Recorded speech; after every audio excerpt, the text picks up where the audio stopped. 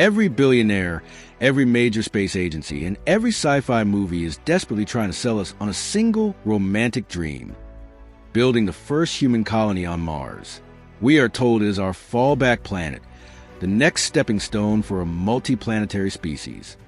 But what if we've been completely blinded by a multi-trillion-dollar distraction? What if our true future isn't waiting for us on the frozen, airless desert of the Red Planet, but rather right next door, hidden inside the clouds of the most hostile environment in the solar system? Welcome to Venus. If you look down at its lead melting surface, you will find a literal cosmic hellscape. But if you look up exactly 30 miles into the sky, the horror vanishes. You exit the nightmare and enter a celestial sweet spot, a floating paradise where the temperature is perfect, the gravity is identical to home, and the very air you breathe to stay alive acts as a lifting gas. While the public watches Mars, a quiet, high-stakes, geopolitical race has just been triggered. Space superpowers are no longer looking down at the red dirt. They are looking up at the golden clouds. And the first person to step onto another planet might not be stepping onto solid ground at all. Chapter 1. The Great Space Deception. We are obsessed with the wrong planet. For the last 20 years, space agencies, pop culture, and high-profile billionaires have sold us a beautiful lie: that humanity's future lies on Mars. We've been hypnotized by the dream of walking across a red desert, watching towering rockets lift off the pad, and visualizing a future of glass domes sprawling across a new world. But this collective obsession has blinded us to a terrifying, mathematically absolute truth. Mars is a death trap. It is a freezing, airless, radioactive wasteland that is actively trying to kill any human that sets foot on it. It is a dead rock with a suffocatingly thin atmosphere that cannot block solar radiation, with temperatures that plummet to minus 80 degrees Fahrenheit. Yet, while we waste billions staring at the red dust, we are completely ignoring Earth's closest neighbor. When you think of Venus, you probably think of a literal cosmic hell. And if you look strictly at the surface, you'd be right.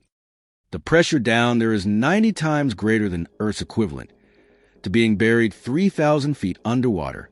It will crush a human body like an aluminum soda can in milliseconds. The temperature hovers at a lead-melting 860 degrees Fahrenheit, trapped by a runaway greenhouse effect. Landing a spacecraft on the ground is an instant death sentence. Our toughest robotic probes have only survived a little over an hour before melting into useless junk. But if you look up from that molten nightmare, exactly 30 miles into the sky, the horror completely vanishes. Scientists discovered a highly specific atmospheric zone, a celestial sweet spot. Up here, 30 miles above the hellscape, the crushing pressure drops to exactly 1 bar, the exact same air pressure you are feeling right now at sea level on Earth. And the temperature? It fluctuates between a comfortable 32 and 120 degrees Fahrenheit. It is the single most hospitable environment in the entire solar system outside of Earth, and it is completely floating. Chapter 2. The Atmospheric Shield. When you strip away the science fiction and look at the raw biological data, the case for colonizing Venus instead of Mars becomes completely undeniable. It forces us to confront the two greatest killers in deep space: cosmic radiation and prolonged weightlessness. Let's look at the reality of Mars. The planet has no global magnetic field and practically zero atmosphere. This means solar winds and high-energy cosmic rays constantly bombard the surface.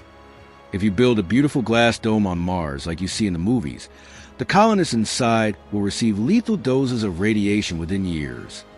To survive, human pioneers will be forced to live like moles, buried deep inside dark underground lava tubes beneath meters of radioactive Martian dirt. Venus, however, possesses a massive, hyperdense atmosphere.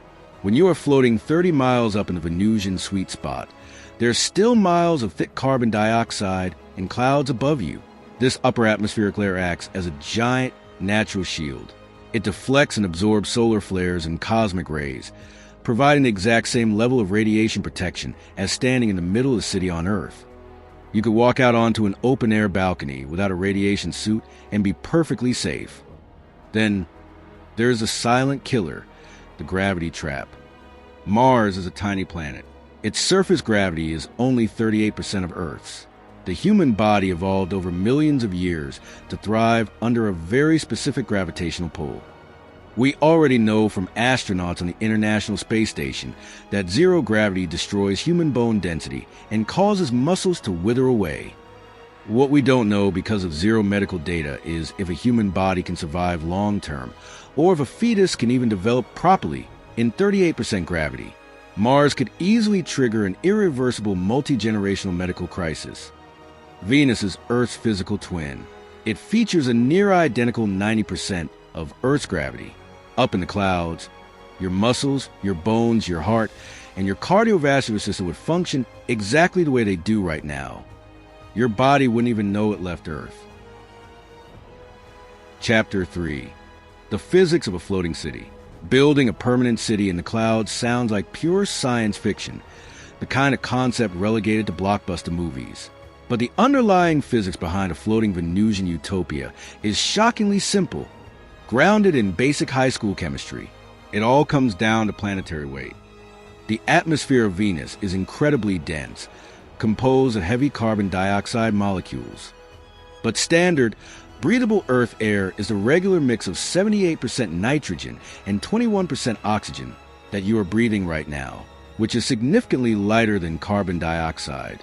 Think about what that means. On Earth, if you want to make a balloon float into the sky, you have to fill it with highly volatile, explosive hydrogen or incredibly rare, expensive helium. But on Venus, the physics flip. The very air you need to breathe to stay alive naturally acts as a powerful lifting gas. A human colony on Venus wouldn't be a metal tin hanging from a fragile balloon. The colony is the balloon. Imagine a massive, hollow geodesic sphere, a kilometer wide, filled entirely with ordinary Earth air. Because of the extreme density of the Venusian sky, the regular air inside that sphere will effortlessly lift over 700,000 tons of structural weight. That is enough lifting power to float the weight of 2 Empire State Buildings, completely passively forever. You don't need engines burning fuel or futuristic anti-gravity tech. You just need air. But what about the planet's infamous, terrifying toxic clouds? While it's true that Venus is wrapped in droplets of highly corrosive sulfuric acid, industrial chemists on Earth solved this problem decades ago. Modern polymers like Teflon and specialized acid-resistant plastics are completely immune to acid corrosion. By coating the exterior of the floating habitats in these materials, the acid simply rolls off like water on a rain jacket. Even better, because the air pressure at the specific altitude matches the pressure inside the habitat perfectly, which is exactly 1 bar the cities would experience zero pressure differential. On Mars or in deep space, a single puncture means explosive decompression. The air blasts out instantly, killing everyone inside. But on Venus, if a giant tear happens in a habitat wall, nothing explodes. Because the pressure inside and outside is identical, the gases would merely mingle slowly over the course of weeks, giving engineers days to calmly walk over and apply a simple patch. Chapter 4. The Strategic Colonization Race. This concept is no longer confined to theoretical white papers or the daydreams of visionary scientists. A high-stakes, quiet engineering race has begun between the world's leading aerospace superpowers, fundamentally shifting the long-term endgame away from Mars. The space community is waking up to the fact that the first extraterrestrial cities will not be built on a red desert, but rather suspended in a golden sky. NASA has already drafted the definitive blueprint for this exact architecture to the HABIT project, the High-Altitude Venus Operational Concept. This is an official, heavily researched NASA framework designed to establish a permanent human foothold in the Venusian cloud decks. The roadmap relies on a phased approach, starting with robotic scouting airships to thoroughly map the environment. The ultimate phase features massive helium-filled, solar-powered crewed airships that double as fully functional habitations. NASA isn't just drawing these on paper. Their Glenn Research Center is actively manufacturing advanced silicon carbide electronics designed to survive the harsh chemical elements of the upper atmosphere. But NASA is not alone in this race. In a major strategic realignment, The China National Space Administration, CNSA, officially pivoted its long-term goals away from generic orbiter missions to fund a highly aggressive alternative, a Venus atmospheric sample return mission. Utilizing the automated planetary sample return technologies they successfully perfected on the Moon, Chinese scientists have designed a mission profile consisting of a multi-spacecraft fleet. One vehicle will remain in a stable orbit, while a secondary probe will intentionally dive directly into the temperate, habitable sweet spot cloud layer. It will scoop up physical liquid and gas droplets straight out of the Venusian sky, blast back off in the cloud deck, and return those samples directly to Earth laboratories. The implications of this mission are monumental. The primary objective is to hunt for direct evidence of microbial life actively surviving inside the cloud droplets. If China or NASA captures definitive proof of alien biology floating in that temperate sky, it will spark an unprecedented international gold rush to colonize the planet. The geopolitical reality is clear.